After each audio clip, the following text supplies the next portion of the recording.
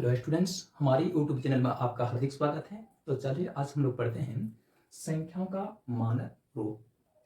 तो एक बात याद रखोगे, बड़ी से बड़ी मान वाली संख्या या अत्यंत ही सूक्ष्म या छोटी मान वाली संख्या को मानक रूप में व्यक्त किया जाता है। तो किसी भी संख्या का मानक रूप क्या होता है, चलिए इसको ही समझते हैं।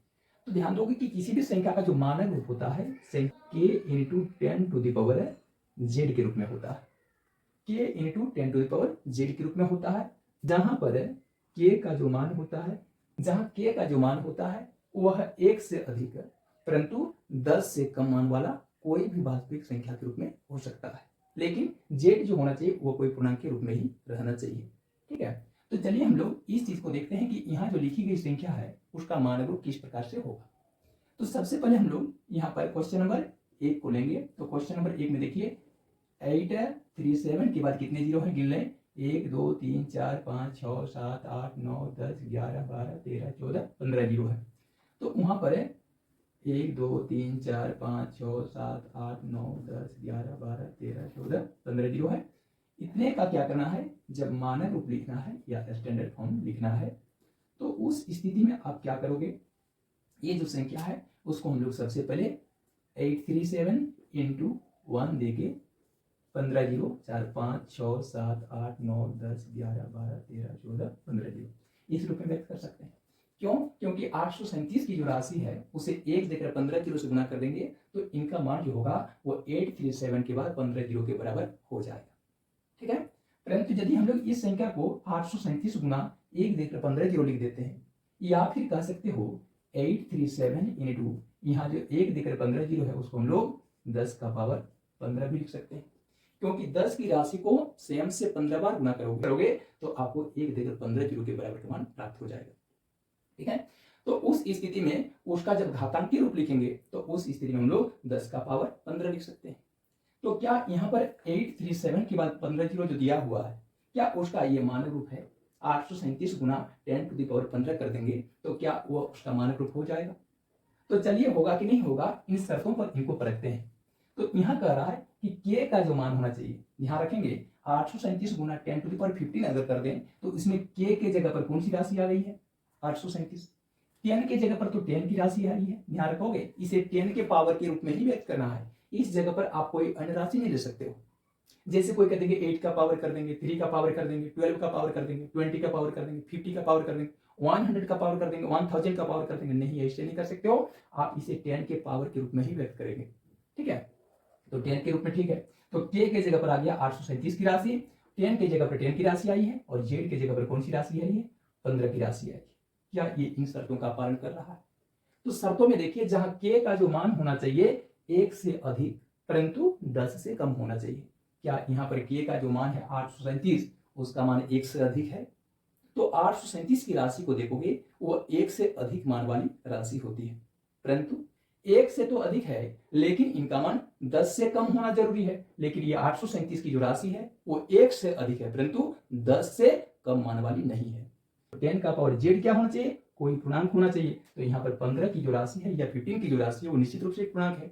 क्यों? यहाँ आपको कोई दिक्कत नहीं है, परंतु दिक्कत है यहाँ k के मान में। क्योंकि इस स्थिति में 837 को आप कुछ ऐसे व्यक्त कीजिए कि उसका जो मान हो 1 से अधिक हो जाए परंतु 10 से कम हो जाए।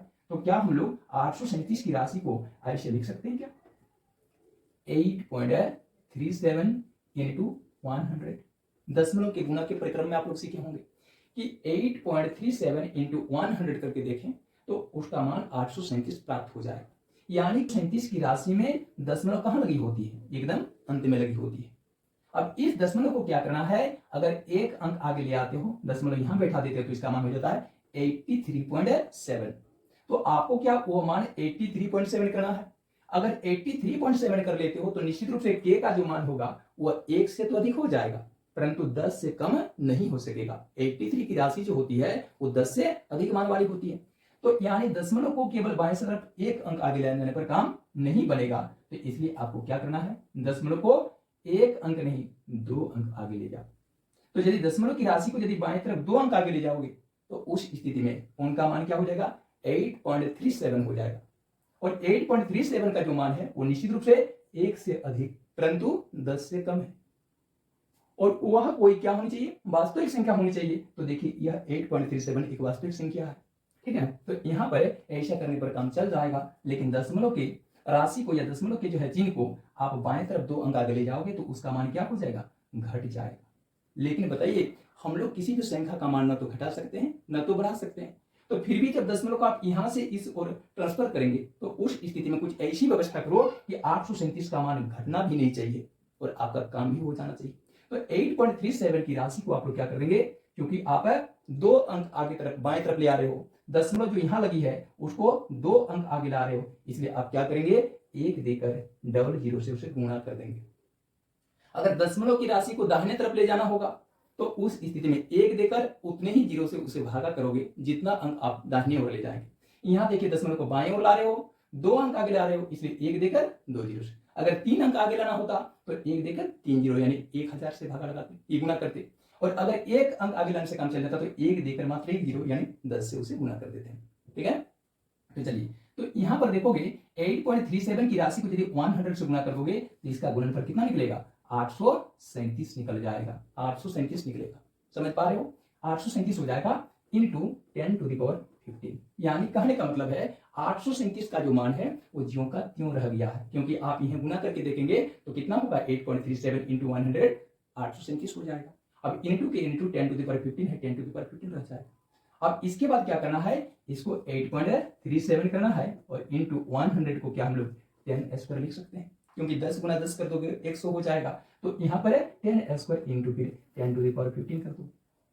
अब क्या करना है, इसे सॉल्व करना है तो 8.37 और फिर देखिए यहाँ 2 संख्याएं अपने घातांक के रूप में है, 10² इंटू 10⁻15। दोनों ही संख्या अपने घातांक के रूप में है जिनके आधार का जो मान है या बेस का मान है वो समान समान है और उन संख्याओं के बीच गुणा का काम है। तो उस स्थिति में हम क्या करेंगे, कोई एक आधार 10 को लिखकर उनके घातांकों को आपस में जोड़ देंगे, जैसे कि घातांक करने के नियम में हम लोग पढ़े हुए हैं। तो उस स्थिति में उसमें देख रहे हो 8.37 वो तो ज्यों का त्यों लिखोगे इंटू यहाँ देखिए ये दोनों संख्याएं अपने घातांक के रूप में है जिनके आधार के मान समान है और बीच में गुणा का काम है। तो उस स्थिति में कोई एक आधार लिखकर हम उनके घातांकों को आपस में जोड़ देंगे। तो इनके घातांक कितना है, 2 है और इधर है 15 है, ये आपस में जुड़ जाएगा तो कितना हो जाएगा, 8.37 इंटू 10⁻2 और 15 ऐड कर दोगे 17 हो जाएगा। तो ये हो गया 837 देकर 15 जीरो का मानक रूप, कितना 8.37 इंटू 10⁻17। क्या यह मानक रूप के सभी शर्तों का परिपालन कर लेता, तो देखिए इसमें k का जो मान आया है वो कितना आया है, 8.37 आया है, जो कि 1 से अधिक और 10 से कम मान वाली कोई एक वास्तविक संख्या है, रियल नंबर है। साथ ही साथ में इसमें देखिए 10 का जो पावर है 17, वो 17 की राशि क्या है, एक पूर्णांक है। ध्यान रखेंगे कि यहाँ पर पूर्णांक के रूप में प्राप्त राशि धनात्मक भी हो सकती है, ऋणात्मक भी हो सकती है और शून्य भी हो सकती है। तो देखिए ये ऋणात्मक तो नहीं है, शून्य नहीं है, परंतु धनात्मक पूर्णांक अवश्य ही है। तो ये ढंग से आप लोग इनका मानक रूप प्राप्त करने में सफल रहे। चलिए हम लोग इसके दूसरे उदाहरण को लेते हैं, तो सवाल का हल हो जाएगा 0.00 1 2 3 4 5 6 7 8 9 10 11 12, ठीक है, 9 जीरो है, 2 3 4 5 6 7 8 9 जीरो है, फिर 407 है।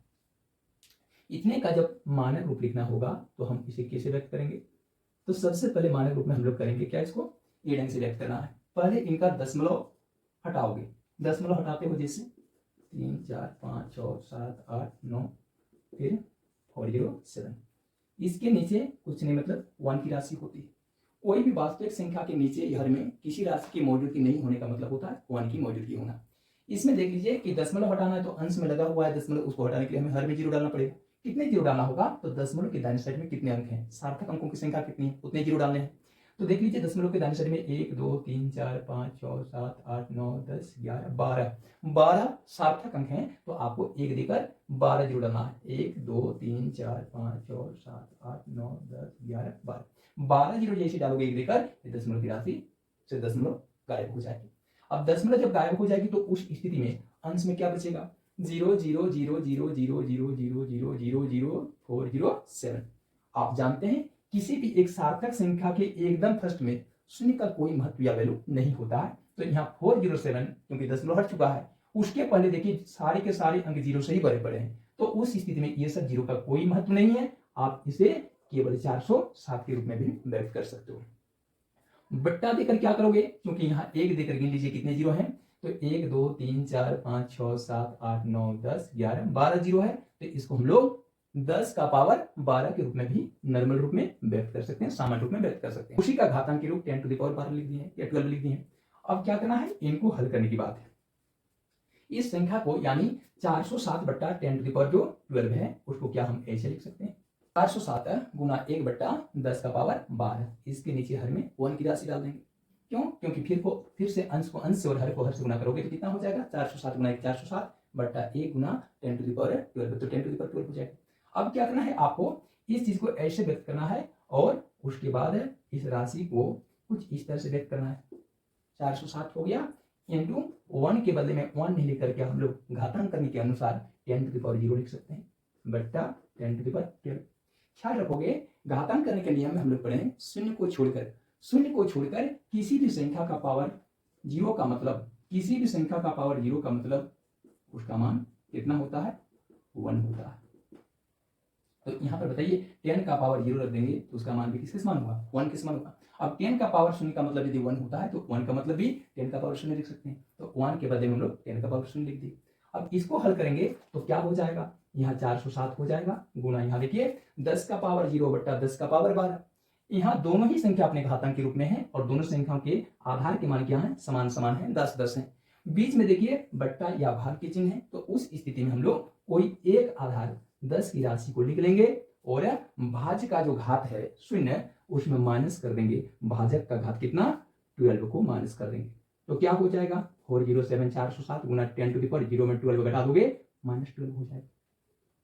अब उसके बाद देख लीजिए क्या ये संख्या k into 10 to the power z के रूप में आ गया है, निश्चित रूप से ये संख्या k into 10 to the power z के रूप में आ गया है, ठीक है।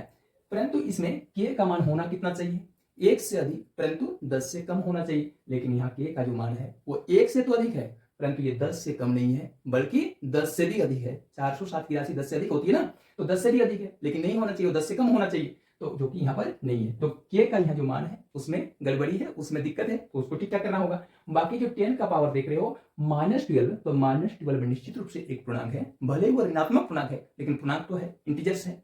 तो यहाँ पर आपको कोई दिक्कत नहीं है, बस k के मान को आप ठीक ठाक कर लें। तो k की उस मान को कैसे हम लोग ठीक करेंगे, तो k का मान 1 से अधिक परंतु 10 से कम होना चाहिए। तो यहाँ 407 की राशि में जैसे कि पिछले उदाहरण आप लोग देखे दशमलव कहाँ लगी हुई है, एकदम अंत में। तो इस दशमलव को यदि हम लोग एक अंक आगे लाकर यहाँ रख देते हैं तो इसका मान कितना हो जाएगा 40.7 हो जाएगा, 40.7 हो जाएगा। और 40.7 के साथ भी वही दिक्कत पैदा हो जाएगी जो कि 407 के साथ हो रही थी, यानी 40.7 का जो मान होगा वो 1 से अधिक परंतु 10 से कम नहीं हो सकेगा, और उनका 10 से कम होना बहुत जरूरी है। तो उस स्थिति में दशमलव को केवल 7 के आगे रखने से काम नहीं चलेगा, बल्कि लास्ट में लगा हुआ जो दशमलव है उसको एक अंक नहीं 2 अंक आगे लेकर 4 के तत्काल बाद लगा दें, यानी उसका मान 4.07 कर दें। यानी दशमलव को दाहिने साइड से आप बाएं साइड में घिसका रहे हैं तो आपको क्या करना है, गुणा करना है। कितने से गुणा करना है, 1 देके जितना कदम आप बाएं तरफ आ रहे हो तो आपको 2 कदम आना है, तभी उसका मान हो जाएगा 4.07, जो कि 1 से अधिक परंतु 10 से कम मान वाली कोई एक वास्तविक संख्या है।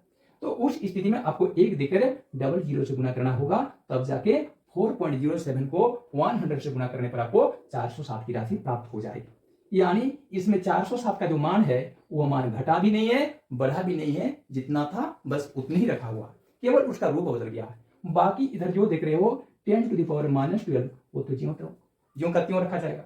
अब इसे और आगे ले जाओगे तो हो जाएगा 4.07 इंटू 100 की राशि को हम लोग 10 का स्क्वायर के रूप में व्यक्त कर सकते हैं, क्योंकि 10 का स्क्वायर का मतलब होता है 10 गुना 10 यानी 100 इंटू 10 टू द पावर कर दोगे -12, ठीक है।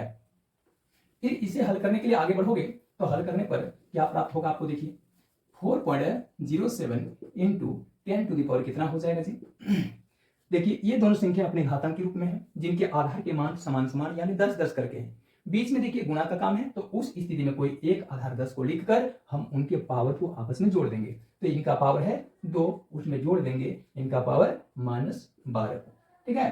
तो संख्या बन जाएगी 4.07 into 10 to the power 2k2 plus minus -12, यानी 4.07 इंटू 10 टू द पावर 2 में -12 कर दोगे, 2 में अगर 12 घटा दोगे कितना हो जाएगा -10, और ये उसका मानक रूप हो गया जिसे आप लोग आंसर कर दो।